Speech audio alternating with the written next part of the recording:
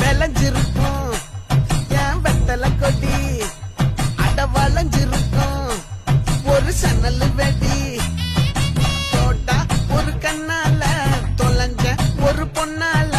வாக்கா இந்த வம்பால